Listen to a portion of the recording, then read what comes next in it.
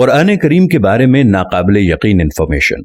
कुरान हकीम का दावा है कि इसमें कोई बातिल बात दाखिल नहीं हो सकती, इसलिए कि कुरान हकीम का एक एक हर्फ इतनी जबरदस्त कैलकुलेशन और इस हिसाबो किताब के साथ अपनी जगह पर फिट है कि इसे थोड़ा सा इधर उधर करने से सारी इंफॉर्मेशन दरहम बरहम हो जाती है।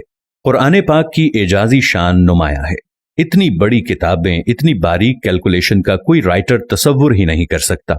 चंद अल्फाज बतौर नमूना है, वरना कुरान का हर लफ्ज जितनी मर्तबा इस्तेमाल हुआ है वो तादाद और उसका पूरा बैकग्राउंड अपनी जगह खुद इल्म इरफान का एक वसी जहान है। दुनिया का लफ्ज अगर 115 मर्तबा इस्तेमाल हुआ है तो इसके मुकाबिल आखिरत का लफ्ज भी 115 मर्तबा इस्तेमाल हुआ। शयातीनो मलाइका 88 मर्तबा इस्तेमाल हुआ।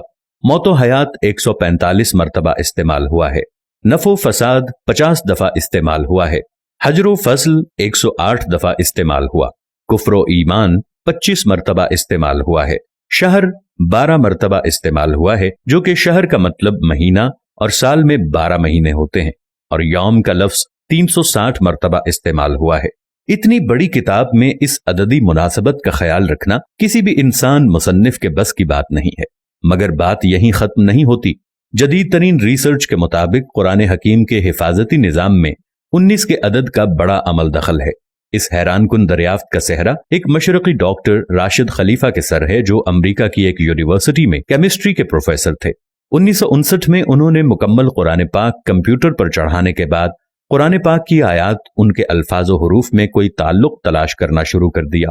रफ्ता रफ्ता और लोग भी इस रिसर्च में शामिल होते गए, हत्ता कि 1972 में ये एक बाकायदा स्कूल बन गया। रिसर्च का काम जूं ही आगे बढ़ा, उन लोगों पर कदम ब कदम हैरतों के पहाड़ टूट पड़े। कुरान करीम के अल्फाजो हुरूफ में एक ही जैसी किताब तकदीर नजर आती है, जिसके मुकम्मल इदराक के लिए उस वक्त के बने हुए कंप्यूटर नाकाफी थे। कलामुल्लाह में 19 का हिस्सा सिर्फ सूरह मुदस्सिर में आया है। यहां अल्लाह पाक ने फरमाया, दोज़ख पर हमने 19 मुहाफिज फरिश्तों को मुकर्रर कर रखा है। इसमें क्या हिकमत है ये तो रब ही जाने, लेकिन इतना अंदाजा जरूर हो जाता है कि 19 के अदद का ताल्लुक अल्लाह के किसी खास हिफाजती निजाम से है। फिर हर सूरत के आगाज में कुरान मजीद की पहली आयत बिस्मिल्लाह को रखा गया है।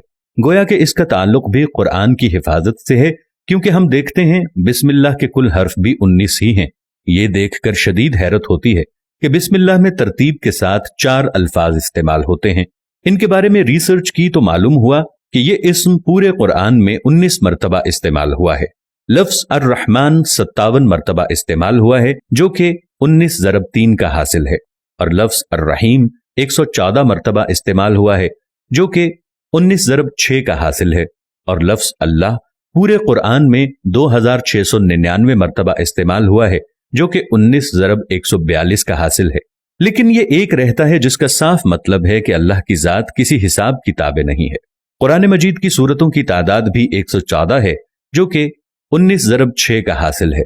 सूरह तौबा के आगाज में बिस्मिल्लाह नाजिल नहीं हुई, लेकिन सूरह नम्ल आयत नंबर 30 मुकम्मल बिस्मिल्लाह नाजिल करके 19 के फार्मूले की तस्दीक कर दी गई है। अगर ऐसा न हो तो इस हिसाब से ये कायदा नहीं बनता। अब आइए हुजूर अलैहिस्सलातु वस्सलाम पर उतरने वाली पहली वही की तरफ। ये सूरह अलक की पहली 5 आयात हैं और यहीं से 19 के हिसाबी फार्मूले का आगाज होता है। इन आयात के कुल अल्फाज 19 हैं और इन अल्फाज के कुल हुरूफ 76 हैं, जो कि 19 ज़रब 4 का हासिल है। लेकिन बात यहीं खत्म नहीं होती। जब सूरह अलक के कुल हुरूफ की गिनती की गई तो अक्ल वर्ता हैरत में डूब गई कि इसके कुल हुरूफ 304 हैं, जो कि 19 ज़रब 4 ज़रब 4 का हासिल है।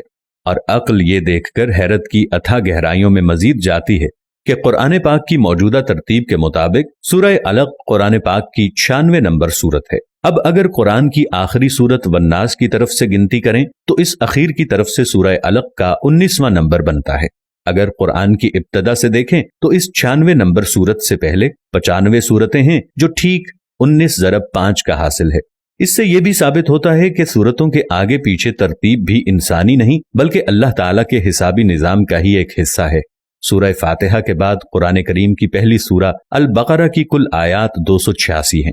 2 हटा दें तो मक्की सूरतों की तादाद सामने आ जाती है, और अगर 6 हटा दें तो मदनी सूरतों की तादाद सामने आ जाती है।